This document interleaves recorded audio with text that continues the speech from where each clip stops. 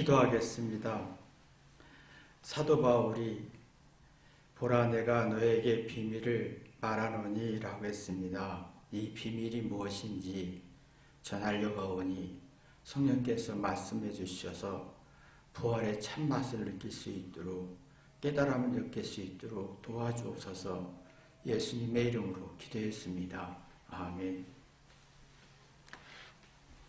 하나님 말씀은 고린도전서 15장 51절 보라 내가 너에게 비밀을 말하노니 우리가 다 잠잘 것이 아니요 마지막 나팔에 순식간에 호련히 다 변하리니.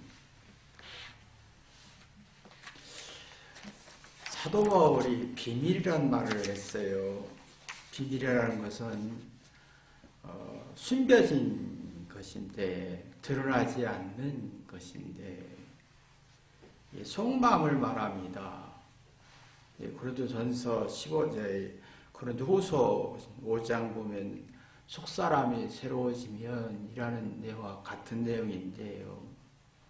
새로운 피조물이 된다, 변한다. 이 속마음이라는 게 여러분이 살면서 속마음을 드러낸 적이 아마 거의 없을 겁니다. 속마음은 겉으로 드러내지 아니한 실제의 마음, 하나님이 우리에게 창조했을 때 신의 형상대로 창조했던 그 본능,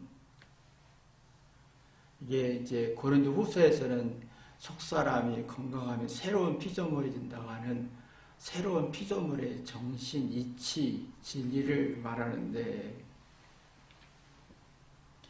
신의 능력이 내 안에 있는데, 형상이 내 안에 있는데 죄로 인해서 가려워졌을 뿐이지, 이 숨겨진 이 비밀이 드러나면 이 죽음이라는 세계하고 부활이라는 세계가 인지된다라는 거예요. 그 이 속에 있는 그 속마음에 있는 실제의 마음, 진실한 마음이 있는 그들의 마음은 이제 영혼이 있다라고 표현하기도 합니다. 네가 말할 때 네 생각이 영혼이 있구나, 진심이 있구나, 속마음을 다 드러낼 수 있어서 서로 편하다. 이제 이게 있으면 그 부활이라는 거하고 죽음이라는 것을 인지합니다. 속마음의 겉마음은 이제 로마서 보면 육신의 사고라고 표현하기도 하는데, 겉으로 드러내지 않는 진실하지 않은 마음, 이 죄로 인해서 만들어진 마음인데 이 진실이 없기 때문에 영혼이 없는 말한다 라고 표현하기도 하고, 진실이 없다, 못 믿겠다, 그냥 이 성질은 부정하고 싶다라는 거예요. 그냥 싫다, 부정하고 싶다. 그러니까 이게 속마음이, 숨겨진 속마음, 이 비밀이 드러나야 하나님의 심판, 마지막 나팔 순간에 변하는 것을 볼 수 있을 터인데, 이게 안 변하면 마지막 나팔에 순식간에 호련히 변하는 것을 보지 못할 것이다 라고 하는 게 사도 바울의 고린도전서에 하는 말씀입니다. 평생 살면서 속마음, 하나님의 신의 마음, 영적인 생각을 진실하게 표현할 수 있을까? 얼마큼 이해할 수 있을까? 참으로 어려운 문제입니다. 이게 속마음이 가리우게 하는 건 죄거든요. 죄는 자신의 잘못과 부족함에 대한 두렵고 부정적인 성질이 굉장히 강해지면 내가 누구를 신뢰할 수가 없고 내 속에 있는 속마음을 이렇게 인지할 능력이 없어요. 그러니까 이게 내 속마음에 들어가야 되는데, 사람들이 거의 말하거나 생각하거나 인식하는 건 겉마음에서 거의 인식되지 속마음에서 인식되지 않거든요. 그 자기 속마음을 얘기하려면 자기 죄를 얘기해야 되는데, 자기의 부족함과 아픔을 얘기하면 누가 나를 무시할 것 같고 불이익을 줄 것 같고, 그래서 무서워서 속마음을 건드리 인지, 지각, 자각할 능력이 없다는 거예요.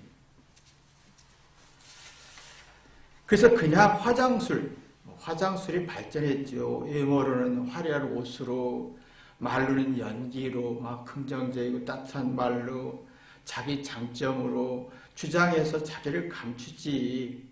이게 굉장히 강하게 굳어져 있다는, 완악해졌다, 굳어져 있다는 거예요.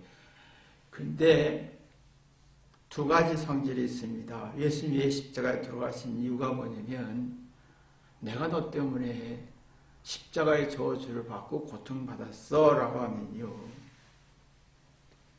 거대한 미안함과 회개 속에서 그 상대의 고통 때문에 회개하게 됩니다. 그러면 내 속에 들어가서 속마음의 세계를 인지할 수가 있어요. 그러면 죽음도 부활도 받아들일 수 있는 힘이 있습니다. 또 한 가지는 자기 인생의 고난과 아픔이 계속 연속이잖아요. 살아있는 자체가 고난입니다. 왜 이렇게 하나님이 우리에게 고난과 아픔과 슬픔을 줬을까? 근데 여기에서 회개하는 사람은 이 고난을 통해서 내 속으로 들어갈 수가 있습니다. 그래서 사람들이 그 고통을 겪어야 할 군대를 갔다 와야 차리더라, 정신을 차리나라고 하잖아요. 고난이 예수님의 고난, 부모님의 고난, 나의 인생의 고난을 통해서 얼만큼 회개하냐에 따라서 속마음으로 들어갈 수가 있다는 거지요. 그러면 속마음 속에 들어가는 사람은 죽음을 인지하고 부활을 인지할 수 있는 힘이 생긴다. 근데 그게 안 되기 때문에 지금은 다들 고난과 고통을 싫어하잖아요. 싫기 때문에 그냥 고통과 고난을 다 싫어서 공부도 하고 멋있고 매력있게 하고 싶고, 그 목적이 너무 강하기 때문에 속마음으로 들어갈 수가 없고 본능을 찾을 수가 없고 인지할, 사실을 받아들일 능력이 없어요. 하나님이 우리에게 창조하셨을 때 완벽한 존재를 만들지 않았어요. 신의 존재를 만들지 않았고 완벽한 환경을 주지 않았습니다. 연약하고 불안하고 열등하고 불완전하게 창조했는데, 하나님을 존중하고 이웃을 사랑하게 되면 회개하고 지각하며 속으로 들어가게 돼요. 속마음을 쓰게 되어 있습니다. 그러면 속마음이 인지가 되면서 청결해지죠. 정리가 되면서 하나님을 볼 수가 있다. 하나님의 뜻, 우리 인생의 잘잘못과 선악과 죽음과 삶을 볼 수 있는 능력이 생긴다. 그게 그러면 부활과 죽음이라는 세계를 인지할 수 있다. 그러나 지금은 다들 고난도 싫고 고통도 싫고 부족함도 싫고 그냥 어려움도 싫고 다 싫어요. 그게 회개가 안 되고 자존심으로 반응하죠. 그럼 자기 잘못을 감추려고 하다 보니 속으로 들어갈 수가 없고 속마음을 헤아릴 수가 없어요. 인지하지 못하는 거예요. 그러면 자기 잘못을, 자기 잘한 걸 과시하게 되잖아요. 자기 잘못을 감춰야 되고 자기 잘한 걸 과시하다면 여기서 심각한 게 문제가 생기냐면 자기 단점이나 열등함이 30배, 60배, 100배를 커 보인다는 거예요. 그럼 자기 속으로 못 들어가요. 이성적인 능력이 없고 느낌이 불안해지기 시작하면서 생각과 지각 능력이 지각 능력이 약하면서 없어지면서 속마음을 헤아릴 수가 없어요. 그러다 보면 내가 내 속에 못 들어가니까 부활이라는 세계가 인지가 안 되는 거예요. 죽음이라는 세계가 인지하게 두려워지는 거예요. 근데 우리 본능에는, 속마음에는 죽는다라는 걸 인지하고 있어요. 자, 사람은 태어날 때부터 인지하고 있는 게 죽는다는 걸 인지하고 있습니다. 그래서 여러분이 병들어 죽을까봐, 돈이 없어 죽을까봐, 못 먹어서 죽을까봐, 나이 들어 죽을까봐, 약이 없어 죽을까봐, 병이 들어서 죽을까봐 하는 죽음의 공포가 있을 뿐이지 죽음을 받아들일 인지할 능력은 없다는 거예요. 그냥 두렵기만 해요. 속마음에 들어갈 수가 없으니까. 여기서 비밀이란 말은 내 속마음에 숨어있는 것을 인지하는 거거든요. 이 겉마음이 있을 때는 나팔의 마지막 나팔 순식간에 호련히 변하는 걸 모른다라는 거예요. 그러면 내 죽음과 부활을 받아들일 수가 없어요. 근데 속은 있다라고 인지하는데 겉마음은 부정하게 되니까 얼마나 마음이 힘들겠냐는 거예요. 전 세계적으로요, 사람의 모두에게 종교가 발전하면서 죽음이란 이후의 세계에 다 얘기합니다. 속마음에는 인지되어 있고 전 인류가 죽음과 부활은 다 인지하고 있어요. 우리에게도 하나님이 암시를 주고 있는 게 세월의 육체가 후패해지면서 기억력도 상실되고 좀 뭔가 행복한 조건보다는 불행한 조건이 많고 고난과 아픔이 있으면서 나 너의 인생이 전부가 아니야. 너에겐 죽음이라는 인생이 있고 부활의 세계에 있어. 계속 암시를 우리에게 주고 있어요. 그러니 네가 속마음에 들어가서 그 하늘의 비밀을 눈떠야 돼. 그때 이게 우리가 육체가 후패해지고 기억력도 없고 행복한 조건도 없어지고 고난과 아픔이 계속 반복되는데도 회개가 안 된다는 거예요. 속마음에 들어갈 수가 없으니까 무의식 속에는 죽음도 있고 부활의 인지가 되는데 그것은 내가 죽음과 부활을 인지하고 싶지 않은 거예요. 근데 두려워요. 죽을까봐 두렵고, 또 내가 이렇게 병들까봐 두렵고, 그러니까 속과 겉이 이해 충돌이 생기니까 상처와 한만 많아지면 주장만 강해지는 거예요. 자기 생각의 느낌을 주장하는 거예요. 그러니까 이게 참 살아가면서 점점 우리 마음속에 이게 내가 똑똑할 때 주장하면 속마음으로 못 들어가고 자기 잘못된 두려움이 굉장히 커지면서 겉마음만 있게 되면 내 속에 있는 비밀의 마음을, 본능의 마음을 찾을 수가 없다는 거예요. 그러한 인생의 목적이 슬프든 외롭든 간에 죽음이라는 부활, 또 부활이라는 세계를 인지해서 내가 어떻게 살아야 할 것인가라고 인식해야 되는데 그게 지금 약해지고 있다는 거죠. 우리는 고통을 다 받을 수밖에 없어요. 아픔도 있고 고통도 있고 슬픔도 있고 저주 같은 삶이에요. 그래 여기서 회개할 수 있는 사람이냐? 미안함이 있는 사람이냐? 깨달아 지각할 수 있는 사람이냐? 그러면 새로운 기운이 나와요. 속사람이 새로워져서 새로운 피조물이 되면서 내가 낙심도 고통도 외로움도 이겨내면서 죽음이라는 걸 받아들이고 인지하게 되고 부활이라는 것을 인지하게 되는 거예요. 근데 우리는 겪으면서 살면서 고통을 받으면서 절대 회개가 안 돼요. 키를 꺾어버려요. 상대 키도 꺾고 내 키도 꺾고 자존심의 기싸움밖에 없어요. 지금 거의 자존심의 기싸움, 말 하나하나도 다 기싸움인 거예요. 자기가 회개해서 속사람을 일깨우는 그 하늘의 비밀을 눈뜨는 초점이 아니라 본능적으로 이걸 눈뜨야 되는데 이게 그래서 영혼의 기운이 살아나서 이해하고 생각하는 지강이 살아서 용기도 갖고 의기소침하지 않고 당당하고 열정과 의욕과 용기가 깊어져야 부활의 생각, 죽음을 받아들일 수 힘이 있는데 지금은 잘 살고 싶고 누구보다 우월하고 싶고 상대가 기싸움하다 보면 주장이 강해지잖아요.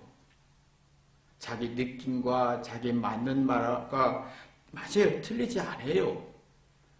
올바른 정의를 얻고 올바른 말을 해요. 근데 회개가 안 된다는 거예요. 깨달은 기운이 없으니까 자꾸 자격지심만 있고 우울증과 공황장애 같은 정신적 고통만 있고 자기 생각의 감옥에 갇히는 거예요.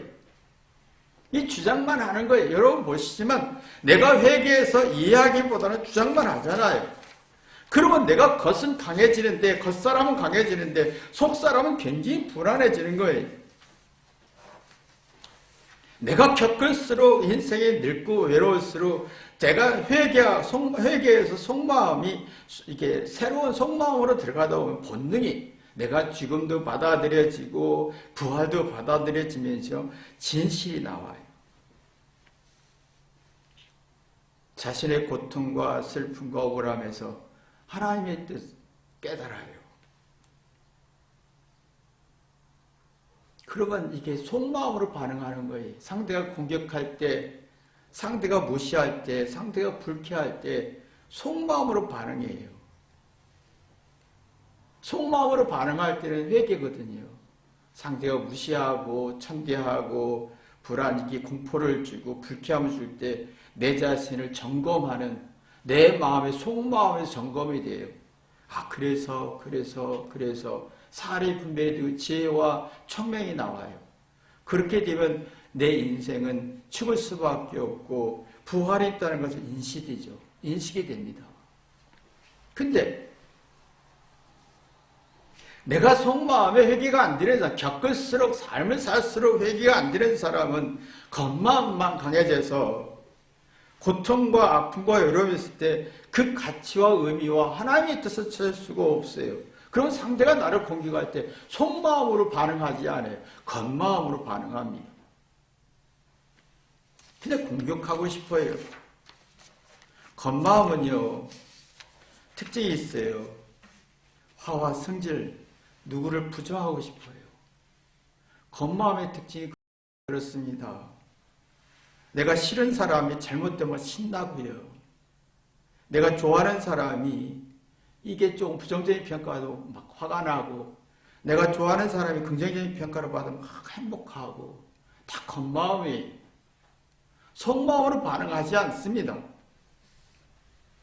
속마음으로 반응한 사람은 상대의 공격과 고난과 아픔이 있고 억울함이 있을 때 회개하면서 내 속에 있는 진실을 발견해요. 삶의 이치를 발견하고 내가 하나님의 뜻을 발견하고 그래서 냉철해지고 현명해지고 지혜로워지면서 내 속에서 나오는 신의 성능이 신의 능력이 내 인생의 미래가 보이는 부활과 죽음을 받아들여서 인생의 아름다움을 느끼게 됩니다. 근데 우리는 대부분이 속마음으로 반응하지 않아요. 겉마음으로 반응하지요. 겉마음은 죽고 싶지 않은 거예요. 오래오래 살고 싶은 거예요. 행복하고 큰 문제 없이 다 잘 되기를 원하지요. 그러나 속은 불안해요. 근데 이런 사람들은 마음에서 절대로 긍정적이 나오질 않아요. 부정적인 반응이 나와요. 계속 그 말과 생각과 틀이 부정적인 속마음을 가진 사람은 내가 죽는 거 받아들이고 부활도 받아들이고 오래 못 살 걸 받아들여서 받아들이는 사람은 죽음과 부활을 받아들이면요 현재 삶의 자족과 고마움과 미안함이 나와요. 그러나 겉마음 속에 사는 사람은 현재 고난과 죽음과 이걸 못 받아들여서 불안에 빠지는 거예요. 이게 선악의 차이점이죠. 그러니까 우리 삶에서 죽음을 받아들일 수 있는 힘이 있느냐, 속마음에서 나와서 죽음을 받아들일 수 있는 힘이 있느냐, 부활을 인식할 수 있는 힘이 있느냐. 그러나 우리 마음속에는 지금 겉마음이 너무 많기 때문에 죽음도 싫고 부활도 싫고 인지하고 싶지 않은 거예요. 속마음이 있는 사람은 회개가 돼요. 겉마음 있는 사람은 회개 절대 안 합니다. 주장하죠. 근데 자각 능력이 없어져요. 그럼 내가 늙고 후패지고 기억력도 없고 행복한 조건도 없을 때 새로운 변화에 적응 능력이 없고 인식 능력이 없는 거예요. 그 부활과 죽음을 받아들일 힘이 없어요. 그럼 공포지요. 굉장히 불안해집니다. 굉장히 불행해집니다. 속마음으로 변하는 사람은, 내가 속마음을 쓰는 사람은 학습 효과가 있습니다. 뭔가 잘했든 못했든 배워요. 지혜도 없고 현명함도 없고 배워요.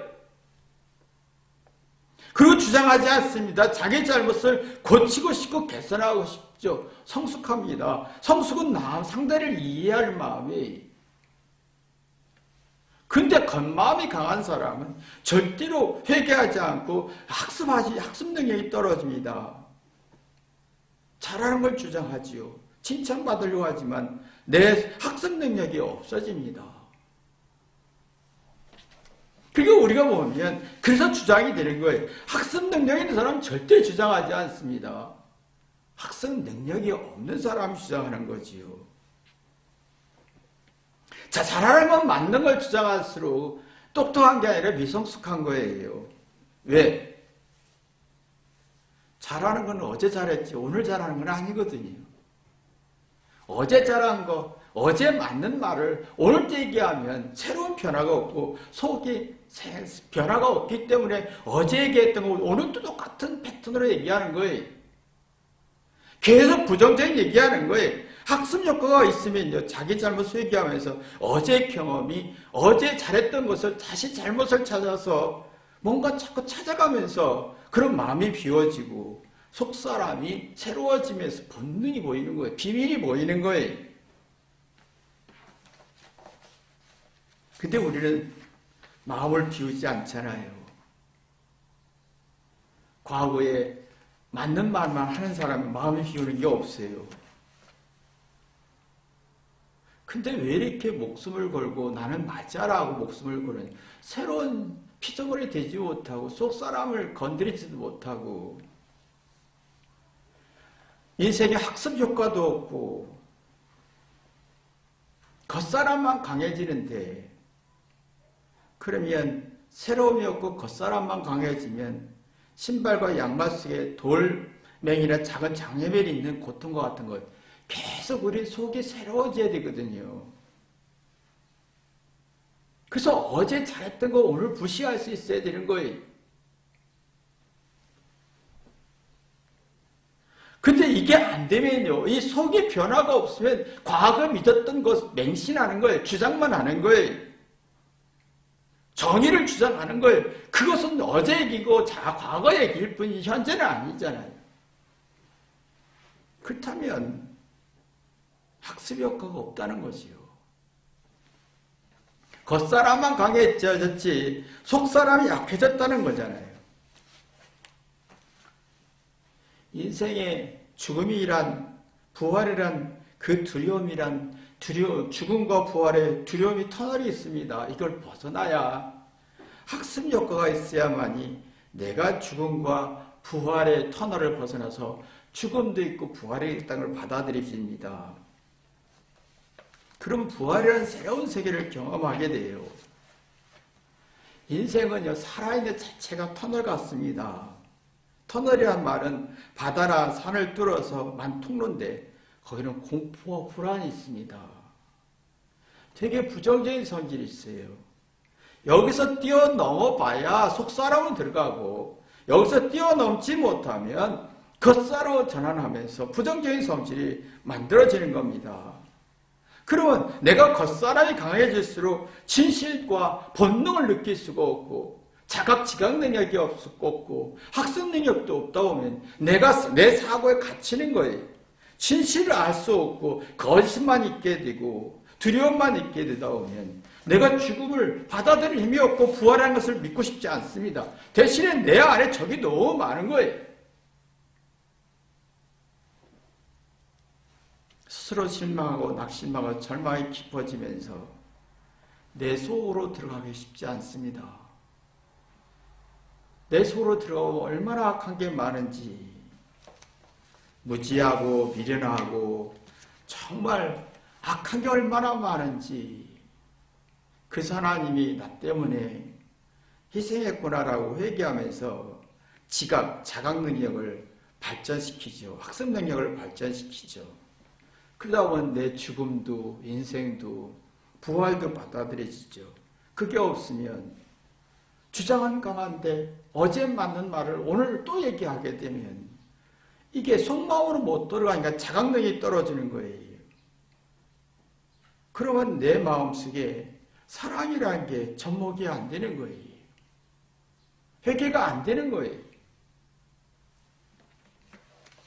그러면 이게 사람들의 마음속에 겉에서만 계속 살다가 겉사람 인생 살다가 그냥 불행해지고 본능을 일깨우지 못하고 죽음이란 부활이라는 것을 인지하지 못한 채 그냥 죽을까봐 죽는 거예요. 마지막 나팔 순식간에 호래의 변화를 몰라요. 그러나 내가 회개해서 고통받을 때, 외로울 때, 슬플 때, 절망이 있을 때 회개하는 사람은 이 속으로 들어갑니다. 속으로 들어가면 인생은 죽는구나, 이별해야 되는구나, 고통이 있구나, 슬픔이 있겠구나. 깊이 인생의 희노애락과 늙고 외로움에 깊이 들어가면 아름다움을 느낍니다. 아름답다는 말은 주장하지 않습니다. 슬픔 속에서, 두려움 속에서 긍정적인 마인드를 얻어요. 죽음과 외롭고 늙고 열등하고 모든 속에서 뭔가 의미를 느껴요. 하나님의 뜻을 발견해요. 선악을 발견하게 돼요. 다 받아들일 수 있어요. 아픔도 슬픔도 억울함도 다 받아들일 수 있어요. 그래서 생각의 공간이 커지죠.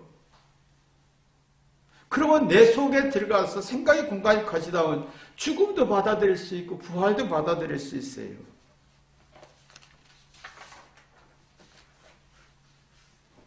그러면 하나님이 그래서 하나님의 시각과 말씀과 의도의 뜻 가지고 내 인생을, 내 죽음을, 내 삶을 정리할 수가 있다는 거예요. 근데 우리가 지금 내 인생을 정리하는 게 뭘까요? 세상 상대성, 죽고 싶지 않아서, 잘 살고 싶어서 그런 겉사람에서 정리하다 보면 아름다움이 없어요. 그러면 사랑 반복을 못 느끼고 아름다움도 없다 보면 살아가면서 따분해지는 거예요. 그냥 무의식 속에 두려움만 있고 죽을까봐 두렵고 뭐 이렇게 무슨 일이 있을까봐 두렵고 공포에 사로잡히는 거예요. 그러면 삶이요, 두려움이 많을수록 삶이 지루하고 따분해지는 거예요. 그러면 누구보다도 우월하지 못하고 화가 나고 자존심 상하고 누가 무시받을 것 같아서 화나고, 그건 뭐냐면 내가 마음속에 아름다움이 없고 따분해졌기 때문에. 그러면 죽음이란 공포감이 어마어마하게 만들어지고 이성적인 능력이 약해지고 감정의 골이 깊어집니다. 감정의 골이 깊다는 말은 부정적이고 불쾌한 성질이 어마어마하게 많아진다는 거예요. 그러면 그 두렵고 무서운 성질이 많아지는데 어떻게 죽음을 이해하고 부활을 받아들일 수 있겠냐는 거예요. 못 받아들입니다. 우리가 잘 살고 못 사는 개념은 내가 예수님의 부활, 죽음을 받아들여서 내 인생을 얼마큼 아름답게 또 의미 있게 정리할 수 있겠냐는 거예요. 속사로 들어가서 새로운 피조물이 될 수 있겠냐는 거예요. 이런 사람은 예수님이 나 같은 죄로 해서 고난받았구나. 내가 고통받을 때, 외로울 때, 절망적일 때 회개할 수가 있어요. 변화가 일어나요. 내가 늙고 추하고 부정적인 것밖에 없잖아요. 그 부정적이고 추하고 무시하고 천대할 수밖에 없고, 늙고 외로울 때 긍정적으로 만들어내고 사랑으로 만들어내고 인생이 철들고 성숙하고 학습 효과가 있지요. 그럼 탕자같이 회개하면서 아버지의 사랑 때문에 나는 아버지의 아들이라 인정받고 싶지 하기보다 종으로 살고 싶습니다. 나이가 들수록 종이 될 때 상대는 따뜻하게 느껴지는 거예요. 근데 나이가 들수록 우리는 겉사람이 강해져서 종이 되고 싶지 않아요. 주인 되고 싶어요. 대접받고 싶어요. 부모의 효도 자녀한테 효를 받고 싶어요. 그런 어둡고 불평스럽고 짜증만 신경이만 내고 자녀들에게 고통을 줄 수밖에 없어요. 그런 각성하는 능력이 없는 거예요. 각성은 뭡니까? 내가 늙고 외롭고 초라해지고 죽음이라는 공포감이 올 때 깨달아서 인생의 선악 산다는 게 뭐지? 살의 분별을 정신을 차리고 영혼을 소생하는 거잖아요. 이게 없다면 우리 인생을 어떻게 살 거냐는 거예요. 너무 힘들어요. 이게 있어야 내가 한 가지 비밀을 말하게, 내 비밀을, 내 속에 있는 속사람의 비밀을 하나님이 만드신 죄로 인해서 가려워진 이 속에가 보여 인식이 됩니다. 죽음도 받아들일 수 있고 부활도 받아들일 수 있어 변화를 맞이할 수가 있는 거예요. 예수님이 마지막 나팔에 순식간에 호련히 다 변할 때 나도 변할 수가 있는 거예요.